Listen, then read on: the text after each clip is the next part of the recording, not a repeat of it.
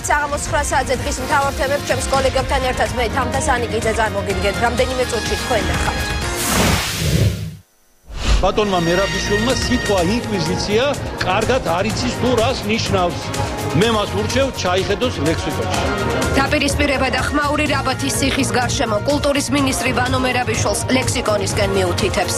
როგორც ყოველთვის აკეთებს რაღაც საშინელ განცხადებას და ბოდვას, რომ თითქოს რაღაცა იმილება. ვის ეკუთვნის მიწის ნაკვეთი თაბუკაშვილის 27 ნომერში, სადაც პოლიციის შენობა გახსნეს. ქონება წართმეული მესაკუთრეების შინაგან საქმეთა ყოფილი მინისტრის წინააღმდეგ. ამ ტერიტორიის საკმაოდ ნაწილი არის, რომელზეც დღეს არის პოლიცია განთავსებული. ჩემი საკუთრებაა დღემდე. ჩემ ეზოში დგას ეს შენობა. 82 მომხრე, 24 წინააღმდეგი, კანონპროექტი მიღებულია მესამე მოსმენით. საერთო სასამართლოების შესახებ კანონპროექტი მესამე მოსმენით მიღებულია. უმცირესობა პრეზიდენტს ვეტოს უფლების გამოყენებისკენ მოუწოდებს. იმიტომ რომ ამ კანონის მიღება ვენეციის კომისიის დასკვნის გაუთვალისწინებლად და მის საწინააღმდეგოდ არის ძალიან შემაფერხებელი. გამოშვებას ვიწყებთ ინფორმაციით, რომელიც ცოტა ხნის წინ ხდება ცნობილი. კახეთში პალდოს საველე ბანაკის 70-მდე რეკრუტმა დატოვა. მიზეზად ჯარისკაცებისთვის შეუფერებელი და ღირსების შემლახველი დავალებები სახელდება. მომხდარს უკვე ეხმაურება საქართველოს თავდაცვის სამინისტრო.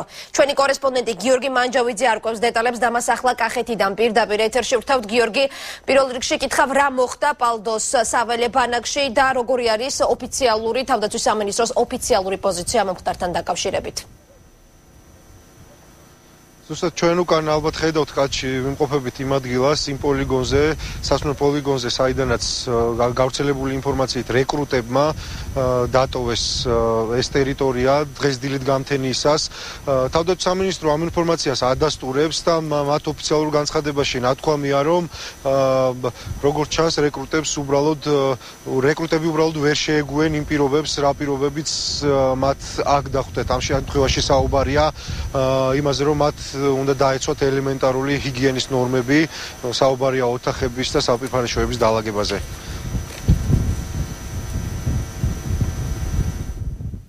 ესენი არ არიან გაქცეულები. ეს არის კატეგორია ადამიანების, რომლებმაც გამოთქვეს სურვილი შეიარაღებულ ძალებში სამსახურისა. ბრძანება იყო გაცემული, შეესრულებინათ მათზე დაკისრებული მოვალეობა, რაც უნდა შეასრულოს ნებისმიერი ქვეყნის ნებისმიერმა მოქალაქემ, რომელსაც უნდა შეიარაღებულ ძალებში სამსახური. რა თქმა უნდა, ერთი ნაბიჯი წესდების გარეთ არ ყოფილა. სრული პასუხისმგებლობით ვაცხადებ, როგორც შეიარაღებული ძალების მთავარი სერჟანტი. დღესვე ამ ფაქტთან დაკავშირებით განცხადებები გაკეთა პარლამენტშიც, განცხადებები გააკეთეს როგორც უმცირესობის, ასევე უმრავლესობის წევრებმა. უმცირესობის მხრიდან გია ბარამიძე გამოეხმაურა ამ ფაქტს და მან ამ ინფორმაციას საგანგაშო უწოდა, ხოლო უმრავლესობიდან თავდაცვის უშიშროების კომიტეტის თავმჯდომარე მირაკლი სესიაშვილმა განაცხადა, რომ ამ ფაქტში საგანგაშო არაფერია და დაადასტურა, გაიმეორა ის ინფორმაცია, რასაც თავდაცვის სამინისტრო ავრცელებს. გამწეში რამდენიმე ადამიანს დაევალა შესაბამისი ჰიგიენური ნორმების დაცვა, ეს არის აბსოლუტურად ბუნებრივი საველე პირობებში, მათ უარი განაცხადეს, თუმცა სხვებმაც, ასე ვთქვათ, სურვილი გამოთქვეს, რომ ამ და სხვა მიზეზით მე ვიტყოდი, მე ვესაუბრე ხელმძღვანელობას და როგორც ჩანს, პირველმა მათგანმა უბრალოდ ვერ გაუძლო, ვერ შეეგუა არსებულ დისციპლინას იმ ცხოვრების წესს, რაც მიღებულია სამხედრო სამსახურისთვის, ამიტომ მათ გადაწყვიტეს დაეტოვებინათ ეს საცვლელი ბაზა, ისინი არ არიან საკონტრაქტო მოსამსახურეები, ამდენადაც მათ მხოლოდ ამ კურსის გავლის შემდგომ ექნებოდათ შესაძლებლობა ხელი მოეწოდათ კონტრაქტისთვის. ეს არის ჩვეულებრივი პროცესი, აქ არაფერი საგანგაშო არ არის. ძალიან სამწუხარო ფაქტია. ეს კიდევ ერთხელ მოწმობს იმას, რომ თავდაცვის სამინისტროს ხელმძღვანელობამ ნაცვლად იმისა, რომ ძალიან პოლიტიზირებული განცხადებები აკეთოს და იყოს დაკავებული პოლიტიკური კამპანიით, წარსული წინა ხელისუფლების მიმართ, ჯობია რომ იმ პრობლემებს მიხედოს, რომელიც ობიექტურად არსებობს თავდაცვის სამინისტროში. ჩვენ არასდროს არ გითხოვთ, რომ მანამდე რამე პრობლემა არ არსებობდა, დღეს თუ რამე საკითხები არის, ჩვენ მზად ვართ მათთან ერთად ვიმუშაოთ.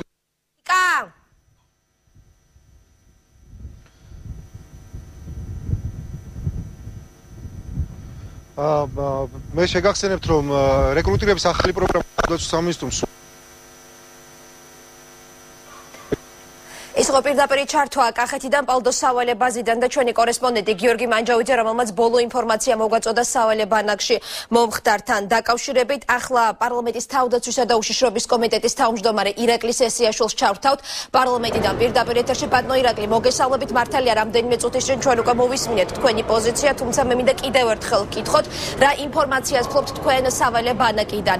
რეკრუტები წავიდნენ, როგორც ეს ვრცელდება საინფორმაციო სააგენტოებით, თუ თავდაცვის სამინისტროს ინფორმაციით მათ უბრალოდ უარი განაცხადეს წესდებით გათვალისწინებული სამუშაოების შესრულებაზე. თქვენ რა ინფორმაციას ფლობთ?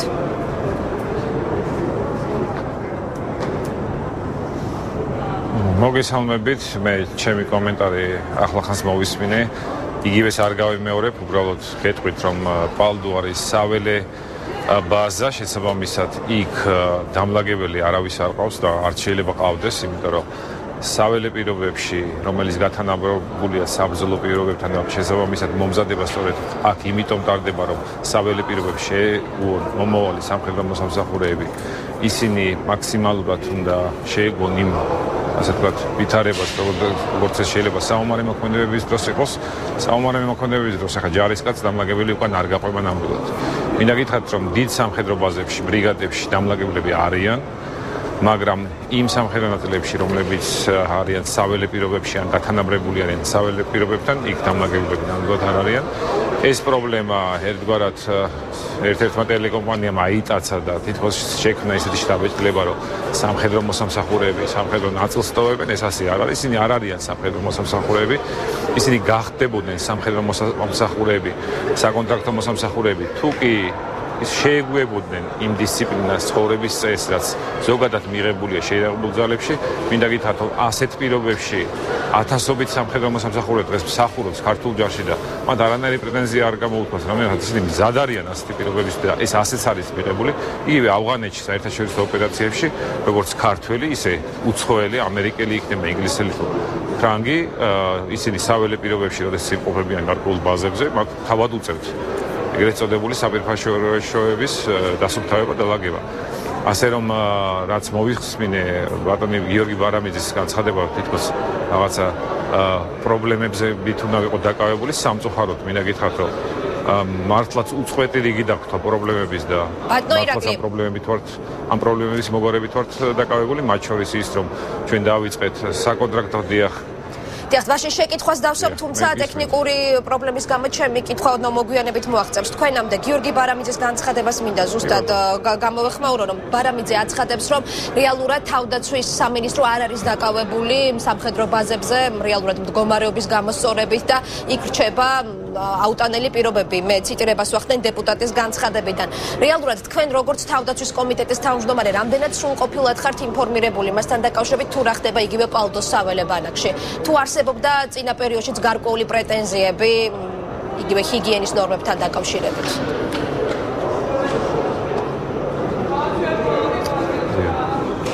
წინა პარლამენტარებისგან განსხვავებით, რომლებიც მხოლოდ ფორმალურად ასრულებდნენ თავიანთ საპარლამენტო კონტროლის მექანიზმებს, მე მინდა გითხრათ, რომ ყოველდღიურად მე დავდივარ სამხედრო ნაწილებში, სულ ახლახანც იგივე სამხედრო ლიცეუმში გავხდით, სხვადასხვა სამხედრო ბაზებს ვნახულობ და ჩემი თვალით ვეცნობი ადგილზე არსებულ ვითარებას.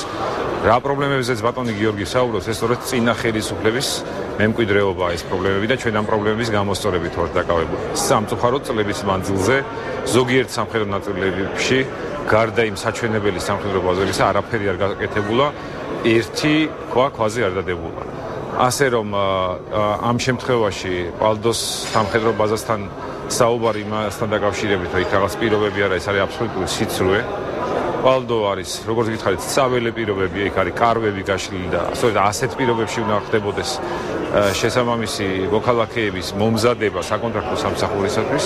სხვა ნაწილებში მართლაც ჩვენ რთული მემკვიდრეობა დაგვხვდა, ყველაში არა, რა თქმა უნდა, ზოგადად მართლაც ნორმალური პირობებია. იქ მუშაობდა ამაზე არაერთი, ასე ვთქვათ, განცხადება გამიკეთებია, მათ შორის მეც.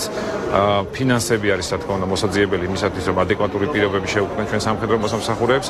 ჩვენ ჩემთვის როგორც ცნობილია თავდაცვის სამინისტრომ შეისწავლა რა იგივე ფინანსური საქმიანობა, იქ მთელი რიგი დარღვევებია და მას შემდეგ რაც კანონის მიხედვით დავიწყეთ შესყიდვები, მომსახურების შესყიდვა, ამ შემთხვევაში მნიშვნელოვანი ეკონომია გაკეთდა ამ თვალსაზრისით და სწორედ ეს ეკონომიის ხარჯზე მიღებული ფული იგივე სამხედრო მოსამსახურების ხელფასის დასმოს მოხმარდა დაახლოებით 90%-ს 25%-ით გაეზარდა ხელფასი.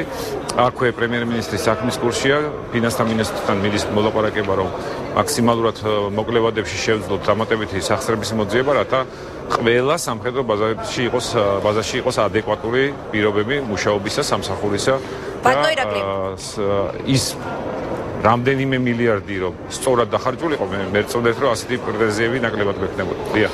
თქვენ ახსენეთ რომ ძიმე მემკვიდრეობა დაგვდათ წინა ხელმძღვანელობის მხრიდან, ანუ რეალურად თუნდაც ინფორმაციის გადასამოწმებლად, რომ რამდენად არის გამართული პირობები ამ სავალე ბანაკში. თქვენ თუ აპირებთ როგორც საპარლამენტო კომიტეტის თავმჯდომარე რომ ჩახვიდეთ პირადად პალტოში?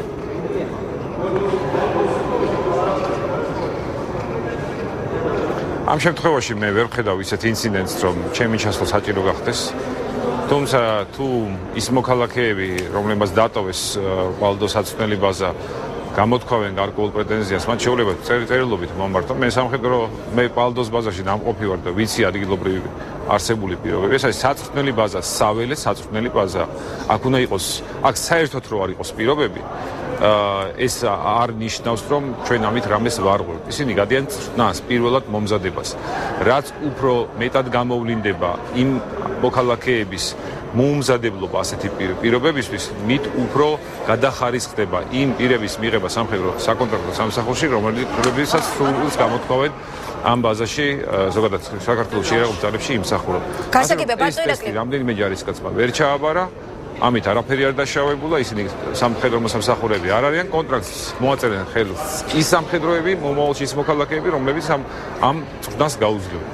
ბოლო შეკითხვას დაგისვამთ, თქვენი ოპონენტები ბუნებრივად გულისხმობს საპარლამენტო უმცირესობას, მომხდარს უკვე აფასებენ როგორც საგანგაშო ფაქტს. თქვენ ხედავთ თუ არა მომხდარში პროვოკაციის გარკვეულ ნიშნებს, გიჩნდებათ თუ არა მსგავსი ეჭვი?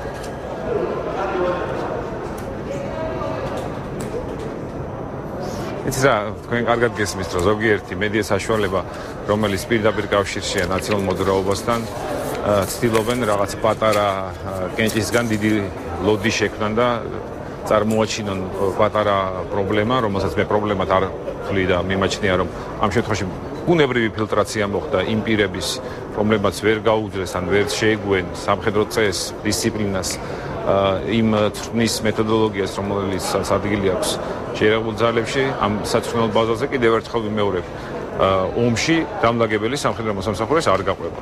მან თავად უნდა უზრუნველყოს ჰიგიენური ნორმები. დიდ ბაზებზე სამხედრო ბრიგადებში დამლაგებლები არიან მართლაც და ისინი ასე ვთქვათ უზრუნველყოფენ იქ შესაბამის სისუფთავეს, თუმცა სამხედრო მოსამსახურე უნდა იყოს ყველაფრისთვის მზად. მათ შორის თავად უნდა უზრუნველყოს სისუფთავე, ჰიგიენური ნორმების დაცვა. ეს არის აბსოლუტურად მიღებული საერთაშორისო სტანდარტი. კიდევ ერთხელ ვიმეორებ, იგივე ვითარება ავღანეთში არსებულ, ასე ვთქვათ, საერთაშორისო სტანდარტების მქონე მისიებში. ასე რომ ის პრეტენზიები, რაც ჩვენ გვესმის უმცირესობისგან, ეს უბრალოდ თითიდან გამოწვეულია, რამე ცუდი უნდა თქვან, მეც ასე ვთქვათ არგუმენტად სხვა რამის მოყვანის საშუალება არ აქვს. მაგრამ მე პროვოკაციაზე კითხეთ, შეიძლება თუ არა თქვენი აზრით, რომ ეს ფაქტი პროვოკაციის ნიშნებს შეიცავდეს?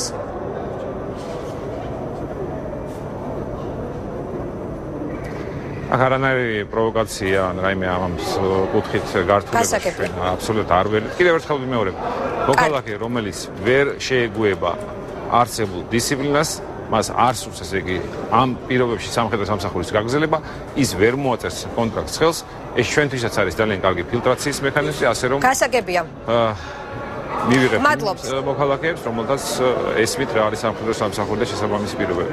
გმადლობთ ირაკლი სესიაშვილი, პარლამენტის თავდაცვისა და უშიშროების კომიტეტის თავმჯდომარე პასუხობდა ჩვენ შეკითხვებს პარლამენტიდან პირდაპირ ეთერში და გამოშვებას დღის სხვა მთავარი თემებით განვაგრძობთ. ხმაურიანი შეხვედრა კულტურის სამინისტროში რაბათის ციხის გამო მოწყობილი მრგვალი მაგი და მწვავე დებატებში გადაიზარდა. სიტუაცია ვანო მერაბიშვილის სიტყვით გამოსვლის შემდეგ დაიძაბა. ნაციონალური მოძრაობის გენერალურმა მდივანმა ჯერ კომპლექსის დირექტორისთვის ადგილის შეცვლა მოითხოვა. მოგვიანებით კი დარბაზი პროტესტის ნიშნად დატოვა. ინკვიზიციის ხდომა ასე აფასებს ყოფილი ძალოვანი მინისტრის შეხვედრას. კულტურის მინისტრი კი მერაბიშვილს ლექსიკონის გადახედვას თხოვს. დაპირისპირება რაბათის გარშემო მას შემდეგ დაიწყო, რაც წინა ხელისუფლების დროს ჩატარებულ რესტავრაციაში ხარვეზები გამოიკვეთა და ძეგლის ტერიტორიაზე ახალი სამუშაოების ჩატარება დაიგეგმა. ცოტა ყურადღებით და ვთქვით. მე გთხოვთ სიცრუე და თქვენი სამი შეიძლება ეს ადამიანი მე პროვოკაციას ვიწყოთ და თქოს რომ ეს ადამიანი ცოტა შორს დავიდე. ერთმანეთს ვიცით სიტყვის ხმის საშუალება. უკვე მას შეურაცხყოფა მომატენა. კულტურის სამინისტროში გამართულ შეხვედრაზე ხმაური მას შემდეგ დაიწყო, რაც რაბათის კომპლექსის ხელმძღვანელმა ნაციონალური მოძრაობის გენერალურ მდივანს სიმართლის თქმისკენ მოუწოდა. ვანო მერაბიშვილმა შეხვედრის კონსტრუქციულად გასაგრძელებლად ელგუჯა ბიჭიაშვილის მიერ ადგილის შეცვლა მოითხოვა და შეკრებილ საზოგადოებას პოლიტიკური განცხადებაც გააცნო. ახალ ხელისუფლებას რაბათის კომპლექსში დარჩენილი აღდგენითი სამუშაოების შესრულება შესთავაზა, რის შემდეგაც შეხვედრა პროტესტის ნიშნად დატოვა. მე არა ვარ არქიტექტორი, მე ნუ შემედავებით, იმიტომ რომ მე პოლიტიკურ განცხადებას ვაკეთებ, ჩემი პოლიტიკური გემოვნებაა. თქვენ შეგიძლიათ იმჟღეროთ, მე თავაზობთ უბრალოდ ხალხმა, რომ კარგად დაინახოს. გააკეთეთ თქვენ, იქვე გვერდზეა და ძალიან ადვილი შესაძლებელი იქნება რა გავაკეთეთ ჩვენ და რას გააკეთეთ თქვენ. მე მას ვუთხარი მხოლოდ რომ ეთქვა სიმართლე და სხვა არაფერი. როგორც ყოველთვის იცრუა, როგორც ყოველთვის აკეთებს რაღაც საშინელ განცხადებებს და ბოდვას, რომ თითქოს რაღაცა ინგრევა. კითხვები რაბათის აღდგენისას დაშვებულ ხარვეზებთან დაკავშირებით არქიტექტორთა ერთმა ჯგუფმა იმ სპეციალისტებს დაუსვა, რომლებიც რაბათის კომპლექსის რესტავრაციაზე მუშაობდნენ. თუმცა რატომ გადაწყდა მავრიტანული სტილით კომპლექსის აღდგენა და რის მიხედვით შეარჩიეს ოქროსფერი გუმბათისათვის, ამ კითხვაზე პასუხი მხოლოდ ვანო მერაბიშვილს ჰქონდა. ჩვენ ალბათ უნდა შევაფასოთ ღირს თუ არა, რამდენად სწორია, რამდენად ძეგთა დაცვითია ეს დამოკიდებულება. შეიძლება თუ არა შუა საუკუნეების ძეგლისგან ატრაქციონის მოწყობა. რატო წამოიწია ამ თემამ? რა კავშირი ქონდა? აი, ოქროსფერი შალვა. რას დაეყრდნო ოქროსფერი ფერი ვთქვათ გუმბათისას? და იყო რა თქმა უნდა კონცეფცია ახალი იერუსალიმის.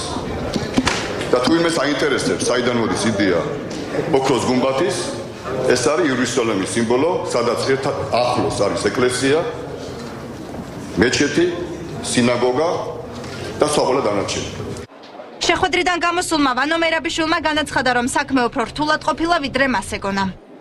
მე მომეჩვენა რომ ვიყავი ინკვიზიციის ხდომაზე, მაგრამ მადლობა გმერს 21 საუკუნეა, მე ვამბობ, რომ ჩემ მეგობრებთან ერთად შევქმნი მოძრაობას რაბათის გადასარჩენად და არც ერთ ტყავერს რაბათში ჩვენ არ დავთმოთ. ვანო მერაბიშვილის განცხადებას კულტურის მინისტრმა გურამ ოდიშარიამ შეხვედრაზევე უპასუხა და მერაბიშვილს სიტყვა ინკვიზიციის განმარტების მოძიება ურჩია. მახსოვს ის კომუნისტური პერიოდი და თუ მივუმატეთ ნეო, ეს იქნება ნეო ბოლშევიკური განცხადება. აი ვერ ვიკავებ თავს და რა ვქნათ. ის ფაქტი, რომ რაბათის კომპლექსში სარემონტო სამუშაოებია ჩასატარებელი კომპლექსის დირექტორმა დღეს კიდევ ერთხელ დაადასტურა და აღნიშნა, რომ სამუშაოები სასწრაფოდ უნდა დაიწყოს. წყალი ჩამოდის ციტატელი და წყალი ჩამოდის საკონფერენციო დარბაზში. ასევე არის სადაც მაგალითად სანიაღვრე მილებია გასაკეთებელი. ჯერ ვთქვი, რომ ჯერ უნდა ადამიანები, ვინც დაინტერესებულია, ყველაფერი უნდა გააკეთონ, ჯერ ჩაიხედონ სიღრმისეულად მიმდინარე პროცესებში და მერე თქვან თავიანთი აზრი. სპეციალისტებთან უნდა გადაწყდეს თუ ეს გამოვა, მაშინ რა სახის გამოფენა უნდა გაკეთდეს. ამჟამად ეს გამოიყენება როგორც საგამოფენო სივრცე, მართალია ეს არის ტაძარი, მაგრამ ამჟამად საგამოფენო სივრცეც არის გამოყენებული და უნდა იყოს ჩვენთან შეთანხმებული თუ რა სახის საგამოფენო გამოფენა უნდა დაიდოს აი ამ სივრცეში. რაბათის კომპლექსში სამუშაოები უახლოეს მომავალში დაიწყება, რაც სავარაუდოდ ოპოზიციონერთა უკმაყოფილების კიდევ ერთი საბაბი გახდება. სამართალდამცველები ბათუმში აშენებული ობიექტებით ინტერესდებიან. ოპერის შენობა, ალიდან ნინო, პიაცას მოედანი, ამბანის კოშკი, ქალაქის მერიდან ოფიციალური დოკუმენტაცია გაიტანეს. გამოძიებამ უნდა დაადგინოს, რამდენად მიზნობრივად დაიხარჯა ჯამში 100 მილიონზე მეტი ლარი. ძიების პროცესში უკვე დაიკითხა ბათუმის მერიის რამდენიმე თანამშრომელი. ბათუმის პიაცა, ალიდან ნინო, ამბანის კოშკი, სკულპტურული ნამუშევარი როტაცია, ბათუმის კარიბჭე. აღნიშნული პროექტების მშენებლობისთვის ბათუმის ბიუჯეტიდან გახარჯული თანხების კანონიერება ფინანსთა სამინისტროს საგამოძიებო ნაწილმა შეისწავლა. აღნიშნული შენობა ნაგებობებისა და სკულპტურული ნამუშევრებისთვის ბათუმის მერიიდან 100 მილიონ ლარზე მეტი გაიხარჯა. მეცხრე აღთან საუბარში ფინანსთა მინისტრი ნოდარ ხადური აცხადებს, რომ ბათუმის მერიიდან ამოღებული დოკუმენტაციის შესწავლა დასრულებულია. ეს ძალიან სპეციფიური თემა ამაზე დღეს ამ ხვალ გააკეთე განცხადებას. ეს არის დოკუმენტი, საიდანაც ირკვევა, რომ ბათუმის ოპერის თეატრის მხოლოდ დაპროექტებისთვის ესპანელ არქიტექტორებს ქალაქის ბიუჯეტიდან 900,000 ევროზე მეტი გადაუხადეს. ოპერის შენობის ნახაზი მერიაში ინახება. 2011 წელს დამტკიცებული პროექტის განხორციელება ამ დრომდე არ დაწყებულა. იქ აღაშენდა ეს ოპერის თეატრი, მოგეხსენებათ სააკაშვილმა ზარზეიმით გახსნა იქ და 67,000 ლარი დაიხარჯა მარტო ერთ საღამოში. ჩვენ უნდა გამოვიძიოთ რაში, როგორ იყო გადახდილი თანხები და რა პერსპექტივა აქვს საერთოდ მომავალში ამ პროექტების რეალიზაციას, როგორ უნდა ვამოქმედოთ და როგორ უნდა შევინახოთ. ფინანსთა სამინისტროს საგამოძიებო ნაწილი ქართველი და უცხოელი მოქანდაკეების ნამუშევრებითაც დაინტერესდა. როტაცია ერთ-ერთი ამ სკულპტურულ ნამუშევრებს შორის, რომლის დაფინანსების სქემასაც გამოძიება იკვლევს. სკულპტურული ნამუშევარი მოქანდაკე თამარ კვესიტაძეს ეკუთვნის. როტაციის ავტორი მზად არის გამოძიების კითხვებს უპასუხოს. გერმანულმა კომპანიამ აიღო ევროშეკეთყვით 150,000 евро. ამის გაკეთებაში ან 170 შეიძლება აი ზუსტად არ მახსოვს და ჩვენ აველეთ 35,000 евро როგორც ჰონორარი. დანარჩენი საერთოდ კაპიკი არ ჩვენ არ ეგვიღია არც გერმანულ კომპანიას. დაწერია მან რა მილიონები, მე მაგ ანგარიშში საიდანაც გერმანელებმა გადმომირიცხეს. დაიდგა იქ ალიდა ნინო და ეს 420,000 ლარი ჩემის მონაცემებით იმაში არის გაწერილი, რომ ხარჯი დაეფარა. ასევე არის 5,5 მილიონიანი ბათუმის კარიჭე რკინის კონსტრუქცია, რომელიც ესპანეთიდან შემოიტანეს და თითქოს და ბათუმში ან საქართველოში არ დამზადდებოდა. მეცხრე არხის ინფორმაციით გამომძიებლებმა უკვე დაკითხეს ბათუმის მერიის თანამშრომლების ის ნაწილი, რომლებიც აღნიშნულ პროექტებზე მუშაობდნენ. საჯარო მოხელეები პირად საუბარში აცხადებენ, რომ ყველაზე მეტი კითხვა გამომძიებლებს ბათუმის პიაცასთან დაკავშირებით ჰქონდათ. ამ ობიექტის მშენებლობა ბიუჯეტს 18 მილიონი ლარი დაუჯდა. ბათუმის პიაცა მალევე მერიამ 11 მილიონ ლარად გაასხვისა. მართლა დიდი იმედი მაქვს, რომ მთავრობა ბოლოს შეწყვეტ საუბარს ანბანის კოშკზე, რაბაძზე, სხვა გაკეთებულ საქმეებზე და იფიქრებს იმაზე, თავის წინასაარჩევნო დაპირებები რა ფორმით და რა ვადებში უნდა შეამციროს. ტარიფების დაკლება იქნება, ბენზინის ფასის დაკლება თუ და ასე შემდეგ. ქალაქის მერი და აჭარის მთავრობის ყოფილი მაღალჩინოსნები, რომლებმაც ბიუჯეტიდან სხვადასხვა პროექტებზე ათეულობით მილიონი ლარი გახარჯეს, აცხადებენ, რომ ოფიციალურ კომენტარს გამოძიების დასრულების შემდეგ გააკეთებენ. ბრძოლა დაკარგული საკუთრებისთვის სადავო ხდება ტერიტორია, სადაც მეორე წელია პოლიციის შენობაა განთავსებული. თაბუკაშვილის 27 ნომერში მდებარე მიწის ნაკვეთის ყოფილი მესაკუთრეების შინაგან საქმეთა ყოფილ მინისტრ ვანო მერაბიშვილს ქონების იძულებით წართმევაში ადანაშაულებენ. დაზარალებულთა მტკიცებით საკუთრების ჩამორთმება ზეწოლის შედეგად მოხდა. საქმე უკვე სასამართლოშია. ზუსტად ჩვენ ეზოში, ჩემ ეზოში დგას პოლიციის შენობა, ამჟამად რომელსაც უყურებთ ეს შუშის ნაგებობას. თაბუკაშვილის 27-ში მდებარე მიწის ნაწილი, რომელზეც პოლიციის შენობა აშენდა, კოტე ჩიქოვანის კერძო საკუთრება იყო. 300 კვადრატულ მეტრ მიწის ფართობს და შენობა ნაგებობას იგი 2010 წლამდე ფლობდა. საკუთრების წართმევაზე არანაკლებ მძიმე ჩიქოვანისათვის ისტორიული შენობის დანგრევის გადაწყვეტილება აღმოჩნდა. საკუთრების ჩამორთმევა სახე ქონდა ასეთი, რომ ჭირდებოდათ ფართი დასანგრევად. ეს იყო ყველაზე მძიმე ჩემთვის. ეს არის ვანო მერაბიშვილთან დაკავშირებული ალბათ ფაქტი, რომელსაც ერთ-ერთი სხვა თანამდებობის პირი ვერ გაბედავდა ასეთი ამდენი იმის უკანონობის ჩადენას. ეს გახლავთ პროექტი მოედანი ოპერის გარსემო, სადაც ჩვენ გვეგმავდით, რომ ოპერის ზურგს უკან შემოგვეტანა რუსთაველის გამზირის ნიშნული, რათა მოგვეწყო, ესე იგი, ფეხით სასიარულო მოედანი. ბიზნესმენი ბაკურ ყიღურაძე იმ პროექტს გვიჩვენებს, რომლის განხორციელებასაც თაბუკაშვილის 27-ში გეგმავდა. ამტკიცებს, რომ პროექტი კულტურულ გასართობი იყო და ისტორიული შენობის იერსახესაც არ ამახინჯებდა. პროექტის განსახორციელებლად ობიექტი 1 მილიონ ლარად უნდა შეესყიდა. 3200 კვადრატული მეტრის პრივატიზაციაზე ხელშეკრულება ეკონომიკის სამინისტროსთან 2008 წელს გააფორმა. როდესაც ჩვენ ვიგრძენით, რომ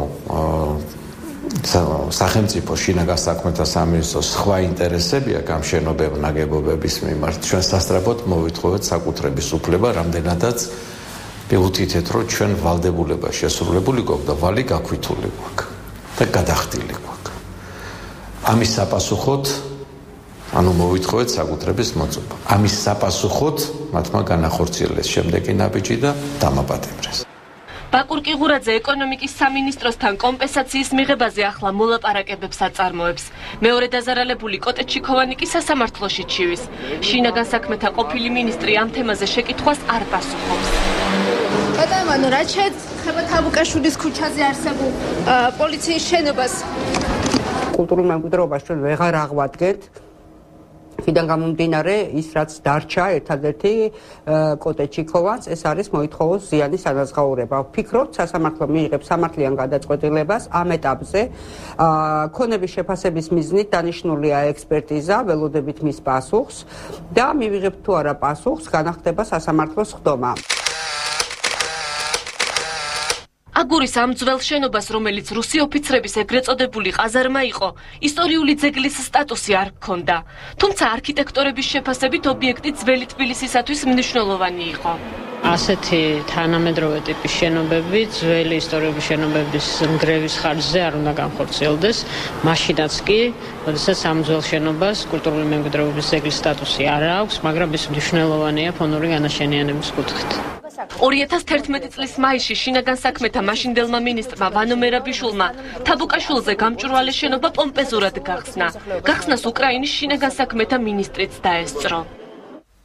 თვითმკვლელობის მცდელობა სამინისტროს წინ პატიმრის მამამ ბენზინი გადაისხა. თამას კვარაცხელია სამართალდამცველებმა გადაარჩინეს.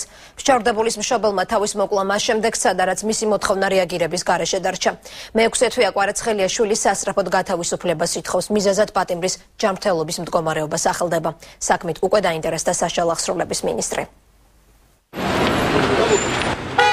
კვარაცხელიას თვითმკვლელობის მცდელობა პოლიციის თანამშრომლებმა აღკვეთეს. პატიმრის მამამ შვილის გათავისუფლების მოთხოვნით სასჯელ აღსრულების სამინისტროსთან ბენზინი გადაისხა. მსჯავრდებულ პაპუნა კვარაცხელიას მამა შვილის მძიმე ავადმყოფობაზე საუბრობს და ჯანმრთელობის მდგომარეობის გართულებას გლდანის ციხეში წლების განმავლობაში მის წამებასა და არაადამიანურ მოპყრობას უკავშირებს. იგი სასჯელ აღსრულების დაწესებულების იმდროინდელ მაღალჩინოსნებს ასახელებს. 2011 წლის 30 სექტემბერს სასიკვდილოდ იქნა ნაცემი 40-მდე თანამშრომლის მიერ ოლეგი ფაცაცია დაწესებულების უფროსი მუხაძე მეტსახელად ქილერას ეძახიან და ხონსკი და დანარჩენის გვარი და სახელი ჩემთვის უცნობია. ოჯახის წევრების ინფორმაციით ნაცემი პატიმარი გლდანის ციხიდან რუსთავის მე-16 დაწესებულებაში 2012 წლის დასაწყისში გადაიყვანეს. რის შემდეგაც მისი ჯანმრთელობის მდგომარეობა გართულდა. თავის არეში სიმსივნური წარმონაქმნის სხვა ქრონიკულ დაავადებებთან ერთად მის სიცოცხლეს საფრთხეს უქმნის. ჩატარებული კვლევის შედეგად და სამედიცინო დოკუმენტაციის ანალიზის საფუძველზე კომისია მივედით იმ გადაწყვეტილებამდე, რომ პაპუნა მჟავდებულის ჯანმრთელობის მდგომარეობა არის ფრიად საყურადღებო, რომ მას სრული განკურნების პერსპექტივა არ აქვს, რომ მას ესაჭიროება მაღალკვალიფიციური საექიმო მეთვალყურეობა და შესაბამისი კომპლექსური მკურნალობა. პატიმრის პრობლემით ადამიანის უფლებათა დაცვის საპარლამენტო კომიტეტიც დაინტერესდა. მე მინდა განსაკუთრებით გამოვეხმაურო ამ თემას, ამ პატიმარს, რომელსაც აქვს ძალიან მძიმე დაავადება და ის საჭიროებს გადაუდებელ სამედიცინო დახმარებას, ქვეყნის შიგნით ამის შესაძლებლობა როგორც ჩანს ვერ მოიძებნა. სწრაფად უნდა იყოს გადაწყვეტილება მიღებული იმისთვის, რომ გადავარჩინოთ ამ პატიმრის სიცოცხლე. დღის ბოლოს თამას კვარაცხელიას სასჯელ აღსრულების პრობაციისა და იურიდიული დახმარების საკითხთა მინისტრი შეხვდა. სოზარ სუბარმა პატიმრის გათავისუფლების სამართლებრივ შესაძლებლობებზე ისაუბრა. მისთვის რომ ის საქმეს გადაიხედოს, არსებობს ორი გზა და ორივეს მიმართავთ. ერთი გზა ეს არის თავიდან ექსპერტიზის ჩატარება, იმიტომ რომ ავადმყოფობა არის პროგრესირებადი და შეიძლება რაც ჩატარდა თქვა 3 თვის წინ ავადმყოფობა დღეს სხვა სიმპტომები იყოს და აქტირების კომისიაზე გავა შესაბამისა თუ ჩდება იმ კრიტერიუმებში და პარალელურად მე პირადად მიმართავ კალბატონ ელენე თეოდორაძეს საკუთრებსაც გადავიგზავნით, რომ შეწყალების კომისიის ხდომაზე განიხილონ ეს საკითხი და ყველაფერში გაერგვა ბატონი მინისტრი დეტალებში ყველაფერში რაც მცანად მე ჯერა და დავიდოდები გადაწყვეტილებას. შეხვედრის შემდეგ გადაწყდა ისიც, რომ მსჯავრდებულის გათავისუფლების შემთხვევაში მისი მკურნალობის ხარჯებს მთლიანად საქართველოს მთავრობა დააფინანსებს. პარლამენტი მორიგი ვეტოს მოლოდინში არ არის გამორიცხული, რომ საერთო სასამართლოების შესახებ დღეს მიღებულ პროექტს პრეზიდენტმა ვეტო დაადოს. შესაბამისი გადაწყვეტილებისკენ მიხეილ სააკაშვილს საპარლამენტო უმცირესობა მოუწოდებს. ოპოზიცია მესამე მოსმენით დამტკიცებული კანონპროექტის იმ პუნქტს აპროტესტებს, რომელიც იუსტიციის საბჭოს დაკომპლექტების წესს ცვლის. 82 მომხრე 24 წინააღმდეგი კანონპროექტი მიღებულია მესამე მოსმენით. 82 მომხრე და 24 წინააღმდეგი საერთო სასამართლოების შესახებ კანონპროექტი მესამე მოსმენით საბოლოოდ დამტკიცდა. დღესვე პარლამენტმა მეორე მოსმენით მიიღო რეგლამენტში შესატანი ცვლილებები, რომლებიც იუსტიციის უმაღლეს საბჭოში პარლამენტის მხრიდან დასამტკიცებელი წევრების არჩევის პროცედურებს ეხება. მიღებული ცვლილებებით საბჭოს 15 წევრიდან 6 პარლამენტის საზოგადოებრივი ორგანიზაციებიდან აირჩევს.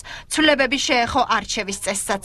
პირველი კეჭისხრა გაიმართება ისე რომ არჩეულად ჩაითვლება მხოლოდ ის ვინც მიიღებს 2/3 ან მეტის მხარდაჭერას თუ ყველამ ვერ მიიღო ასეთი მხარდაჭერა გაიმართება მეორე ტური და იქ უკვე სრული შემადგენლობის უმრავლესობით ანუ სულ ცოტა 76 ხმით აირჩევა ესეც არის შესაბამისობაში ვენეციის კომისიის რეკომენდაციასთან ახსოვს ის განცხადება ევროკავშირის სახალხო პარტიისა რომელმაც ცალსახად დააფიქსირა პოზიცია რომ საქართველოს ვერ მიიღებდა ვილნიუსის სამიტზე ასოცირების შეთანხმებას იმ შემთხვევაში თუ კი არ შეწყდებოდა განხილვა ამ კანონპროექტის და არ იქნებოდა სრულად გაზიარებული ვენეციის კომისიის დასკვნა. სამწუხარო არის რომ ქართულმა ოცნებამ არჩევანი გააკეთა ევროპული კურსის შეჩერებასთან დაკავშირებით დღეს ამ კეჭის.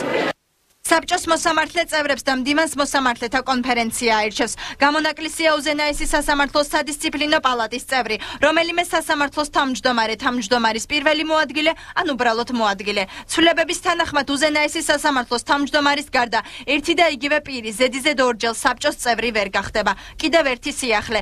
მოსამართლეთა კონფერენციის ადმინისტრაციულ კომიტეტს უზენაესი სასამართლოს თავმჯდომარის ნაცვლად კონფერენციის მიერ არჩეული პირი უხელმძღვანელებს. ეს არის მცდელობა ხელისუფლების რომ მოხდეს სასამართლოებზე ზეწოლის მექანიზმის შექმნა ახალი ხელისუფლებისთვის, მთავრობისთვის. ჩვენ გვინდა დამოუკიდებელი მიუკერძოებელი მართლმსაჯულება.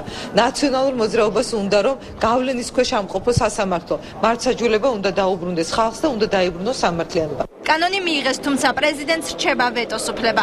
უმცირესობაში მიიჩნევენ, რომ სააკაშვილმა ეს უფლება უნდა გამოიყენოს. პრეზიდენტმა ვეტო უნდა დაადოს, იმიტომ რომ ამ კანონის მიღება ვენეციის კომისიის დასკვნის გაუთვალისწინებლად და მის საწინააღმდეგოდ არის ძალიან შემაფერხებელი. ვეტო ჩვენ გვინახავს, დაგვიძლევია და არც მომავალში არ გაგვიჭირდება. საერთო სასამართლოების შესახებ კანონპროექტის მესამე მოსმენით მიღებას წინ უმრავლესობასა და უმცირესობას შორის რამდენიმე კვირიანი კონსულტაციები უძღოდა. გამოშვებაში ახლა რეკლამის დროა, რამდენიმე წუთში დღის სხვა მთავარი თემები. 2015 წელს ქვეყნის მოსახლეობის ზუსტი რაოდენობა გახდება ცნობილი, საყოველთაო აღწერა დაწყებულია. 2014 წელსაც იქნება მოსამზადებელი სამუშაოები და 2014 წლის ნოემბრის თვეში ჩატარდება საქართველოს მოსახლეობის საყოველთაო აღწერა.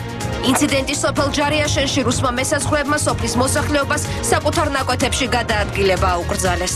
ან დაგვაჯერიმებენ, ან დაგვიჭერენ, ან აგვიკრძალეს ერთი სიტყვით გადმოსვლა ჩვენ საკუთარ ტერიტორიაზე. დაუბრუნდეთ პირდაპირ ეთერში, ეს არის ახალი ცხრაზე. ინციდენტი ოკუპირებული რეგიონის მოსაზღვრე სოფელში ჯარიაშენის მოსახლეობას მიწის ნაკვეთების დამუშავების უფლება წაართვეს. ადგილობრივთა მონაყოლის მიხედვით რუსმა სამხედროებამ მათ ნაკვეთებზე გადაადგილებაც აუკრძალეს. სიტუაციის ადგილზე შესასწავლად დღის ბოლოს ჯარიაშენში შინაგან საქმეთა სამინისტროს წარმომადგენლები ჩავიდნენ. დავალება გვახსოვს. სოფელ ჯარიაშენის მკვიდრი რევაზ ბოლოთაშვილი ერთ-ერთია იმათაგან, რომელსაც რუსმა მესაზღვრეებმა საკუთარ ნაკვეთში გადაადგილება აუკრძალეს. 2008 წლის ომის შემდეგ რუსი სამხედროების მიერ დადგენილმა ახალმა საზღვარმა ჯარიაშენის ნაწილზე გაიარა. შედეგად მისი ნაკვეთი ოკუპირებულ ტერიტორიაზე მოექცა. ბოლოთაშვილი ამბობს, რომ ამ მიმართულებით უკვე 3 წელია გადაადგილების პრობლემა არსებობს, რის გამოც ამ ხნის განმავლობაში ნაკვეთს ვერ ამუშავებდა. წელს სოფლის მეურნეობის სამინისტროს მიერ გამოყოფილი ვაუჩერით მიწის დამუშავება გადაწყვიტა, თუმცა 10-მდე რუსმა მესაზღვრემ ამის საშუალება არ მისცა. ვეშინია რა ასეა თუ ისია რუსებისა. არ შემოხვიდეთ სასტიკად გავაფრთხილეს. აგეყვანთ. ნუ იძულები როგორ შემოხვან. ვერ გაუძალიანდები ვერაფერი.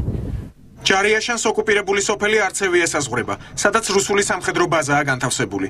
მიმდებარე ტერიტორიას რუსი სამხედროები მკაცრად აკონტროლებენ. მათი პატრულირების პერიმეტრში კი სოფლის კუთვნილი 30 ჰექტარი მიწის ფართიც მოექცა. ადგილობრივებს გადაადგილება გაჭირვებით, მაგრამ მაინც შეუძლიათ, თუმცა მიწის ფართის დამუშავებას ვერ ახერხებენ. რუსი ჯარისკაცები ჩამოვიდნენ და ხნის პროცესში გაგვაჩერებინეს ტექნიკა. ტრაქტორის ბრძოლი ჩამოიყვანეს მანქანიდან, მანქანა გააჩერებინეს და ვინც ვიყავით დაახლოებით 10-12 კაცი, ყველას სახელები გვარები ჩაიწერეს და სასტიკი გაფრთხილება მოგწეს. გუშინას იყვნენ, მუშაობდნენ, ტრაქტორები იყვნენ და გამორეკეს. არ დაამუშავებინეს კარტოფილი დათესეს, ხალხი დათესეს, არაფერზე არ იმეშვები, არ გვიშვებიან და დანაშაული რა უნდა ისე გავაკეთოთ. რუსი სამხედროების მიერ ქართველი ფერმერების შევიწროების ფაქტების შესასწავლად ჯარიაშენში ევრომონიტორები და შინაგან საქმეთა სამინისტროს წარმომადგენლები ჩავიდნენ. სამინისტროს ანალიტიკური დეპარტამენტის უფროსის კახა ქემოკლიძის განცხადებით, აღნიშნული ფაქტი ქართული მხარის შეშფოთებას იწვევს. იმ არეალებში, რომლებიც გარკვეულწილად მაღალი რისკის შემცველი გეოგრაფიულად ტერიტორიებია, ფიქრობთ ამ ეტაპზე გარკვეულწილად საჭიროა რომ მათ თავი შეიკავონ ამ არეალებში შესვლისგან. მაგრამ კიდევ ერთხელ ვიმეორებ, სამინისტრო აქტიურად მუშაობს ამ საკითხზე. სოფელ ჯარიაშენში რუსი სამხედროების ქმედებებთან დაკავშირებით განცხადებები დღეს საკანონმდებლო ორგანოში, როგორც საპარლამენტო უმრავლესობისა და უმცირესობის წევრებმა, ასევე რეინტეგრაციის საკითხებში სახელმწიფო მინისტრის მოადგილემ გააკეთეს. სამწუხაროდ სრული კარგბაშია პრაქტიკულად მოქმედებების, არა საქართველოს მხრიდან, არამედ თვითონ ოკუპანტს და რეაქცია საერთაშორისო თანამეგობრობის აქტიური ჩართვით აქ 2000 არ არის რომ უნდა მოხდეს. ეს საკითხი ყოველთვის პერიოდულად ხდებოდა ხოლმე ადრეც პრობლემური, რაც ძალიან სამწუხაროა, რა თქმა უნდა და ვიდრე გრძელვადიანი მოგვარება იქნება შესაძლებელი, ჩვენ აუცილებლად შევეცდებით და მაქსიმალურ ძალისხმევას გავიღებთ იმისთვის, რომ ამ გლეხებს ეს პრობლემა მოეხსნათ.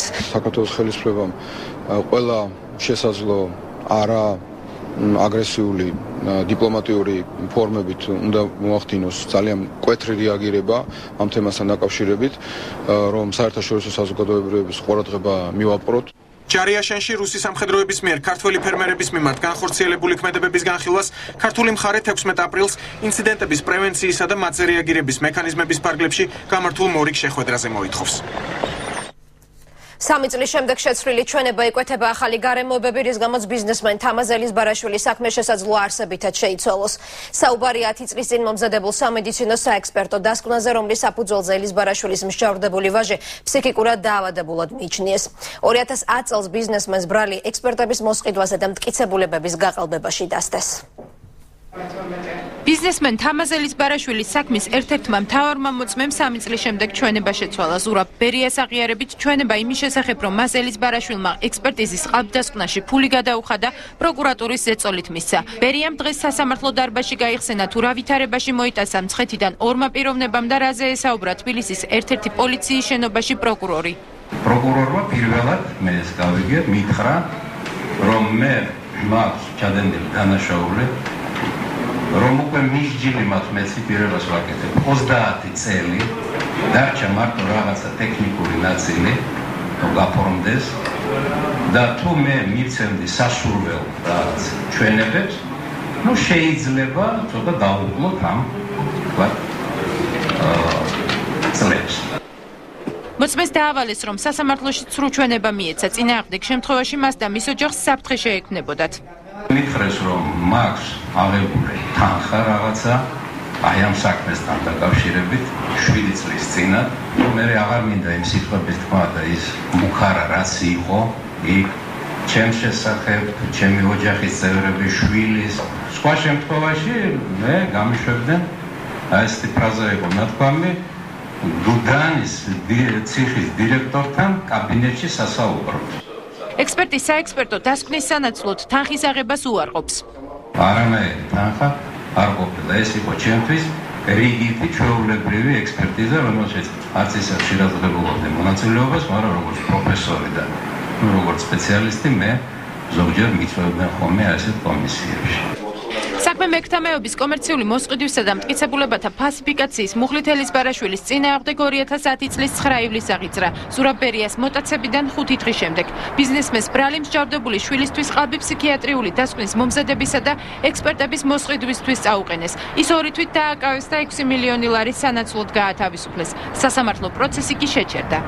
რატომ გირაო და არა საპროცესო პირდაპირ ჩვენი შეფასებით და რა თქმა უნდა ესეა გირავ ემსახურებოდა იმას რომ ელიზბარაშვილი ყოფილიყო მორჩილებაში იმ ხელისუფლების მიმართ და მას თავისი პოლიტიკური აქტივობა რომელიც ცნობილი იყო ელიზბარაშვილის სწორედ ამიტომ დაიჭირეს რომ იყო პოლიტიკურად აქტიური მას შეეწყვეტა ეს პოლიტიკური აქტივობა და ხარში დაუდგა ახალ პოლიტიკურ ძალას რომელმაც განაცხადა რომ მოდიოდა ქვეყანაში და ქონდა ძალიან ნათელი მიზნები და აქედან გამომდინარე როგორც კი დამთავრდა არჩევნები ერთ-ერთი პირველი მისი პროცესიც განახლდა 2 წლით გადადებული ეს გახდათ ელიზბარაშვილი. მე ვარ აბსოლუტურად განცადი და ვაკეთებდი ყველაფერს იმისათვის რომ გადამერჩინა ჩემი ავადმყოფი პატიმარის შვილი რომ მას მოეხადა სასჯელი ადეკვატურ პირობებში და არა წამების და არა ადამიანური მოპყრობის ქვეშ.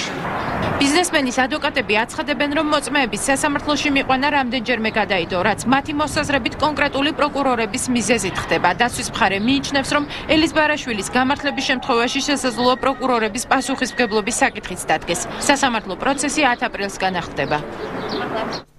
რაჭასა და ზემო იმერეთში ახალი ჰესების მშენებლობა იგეგმება. ნამახვან ჰესის კასკადების პროექტში ცვლილებები შედის. სამშენებლო სამუშაოების დაწყებამდე კი ენერგეტიკის სამინისტრო იტალიურ კომპანიასთან კონსულტაციებს გადის.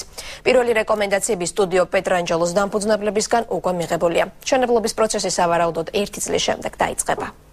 საერთოდ არ ყოფილა დაწყებული ამ ჰიდროელექტროსადგურის მშენებლობა და ძალიანაც კარგი რომ არ დაწყებულა, იმიტომ ძალიან ბევრი შენიშვნებია ამ პროექტთან დაკავშირებით. ნამახვან ჰესის მშენებლობისთვის ხელისუფლება 450 მეგავატიანი ენერგეტიკული პროექტის გადახედვას იწყებს. ძველი პროექტისგან განსხვავებით, რომელიც 3 კასკადური ჰესის მშენებლობას ითვალისწინებდა, საინჟინრო აქცენტი ახლა 2 ჰიდროელექტროსადგურზე კეთდება. კომპლექსიდან ვარდება ჟონეთი ჰესი. თუმცა ტვიშისა და ნამახვან ჰესის ჯამური სიმძლავრე ისევ 450 მეგავატი რჩება. განსხვავდება ნაგებობათა სტრუქტურაც. იტალიური საკონსულტაციო კომპანია ენერგეტიკის სამინისტროს თაღოვანის ნაცვლად არჩევანის გაკეთებას ეგრეთ წოდებული გრავიტაციული კაშხლის სასარგებლოდ სთავაზობს. La diga gravità მიყვარს თაღოვანი კაშხლები, მაგრამ მათი საძირკველი მდგრადობისთვის იდეალური უნდა იყოს, რაც პროექტის განხორციელების დროსა და დანახარჯებს ზრდის. ამასთან მათ მიმართებაში მუდმივად ჩდება კითხვები, რაც გრავიტაციულ ჰიდროსადგურებს არ ახასიათებთ. ისინი ბევრად სწრაფად შენდება და ნაკლებ კაპიტალ დაბანდებას მოითხოვს. 90 მილიონი დოლარით მცირდება ჰესის საპროექტო ღირებულება. წინასწარი გათვლებით ის 540 მილიონ დოლარად ფასდება. სავარაუდოდ 6 წლიდან 4 წელიწად ნახევრამდე შემცირდება საინვესტიციო უკუგების ვადაც. ფინანსური მიმზიდველობისთვის იტალიელი კონსულტანტი მთავრობას პროექტის გარემოზე ზემოქმედების შეფასების ახალი დასკვნის მომზადებასაც ურჩევს. ჰესების მშენებლობის ადგილი გეოფიზიკურ შესწავლას მოითხოვს. გამოსაკვლევია ტვიშის ტბასთან არსებული კარსტული მღვიმეებიც.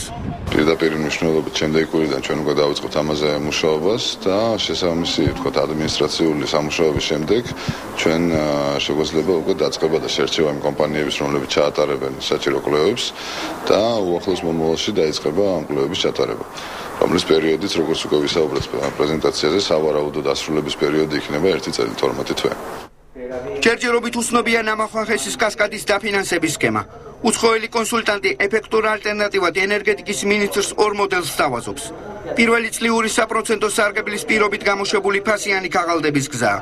მეორე კი პროექტში საერთაშორისო საფინანსო ინსტიტუტებთან სახელმწიფო თანამონაწილეობის პირობა. მთავრობას არჩევანი ჯერ არ გაუკეთებია.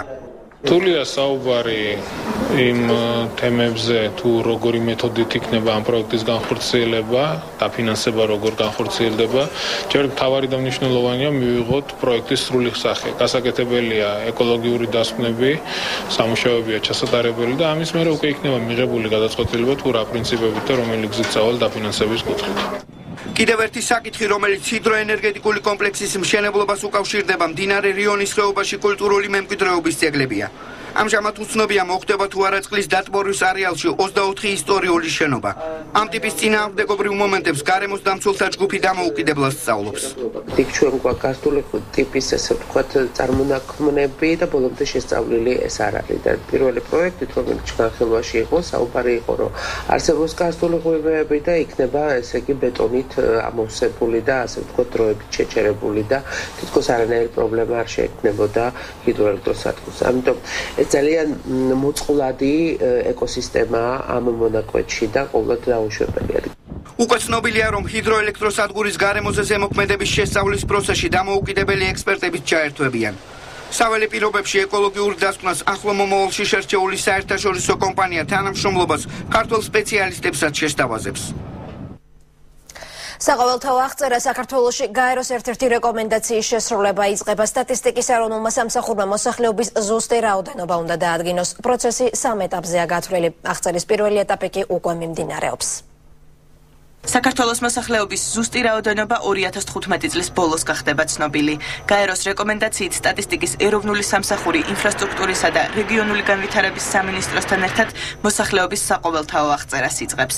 მოსახლეობის აღწერა ძალიან მნიშვნელოვანია იმისათვის, რომ დაზუსტდეს ყველა ის სოციალ-ეკონომიკური მაჩვენებელი, რაც სტატისტიკურად ითვლება, იმიტომ რომ მოსახლეობის აღწერა ერთ-ერთი ყველაზე უალტერნატივო მეთოდია იმისათვის, რომ დაზუსტდეს მოსახლეობის რაოდენობა და მასთან დაკავშირებული დემოგრაფიული, სოციალური და ბევრი სხვა მაჩვენებელი. აღწერის პირველი ეტაპი მიმდინარე წლის აპრილში დაიწყო და წლის ბოლომდე გაგრძელდება. პირველ ეტაპზე საველე სამუშაოები ჩატარდება.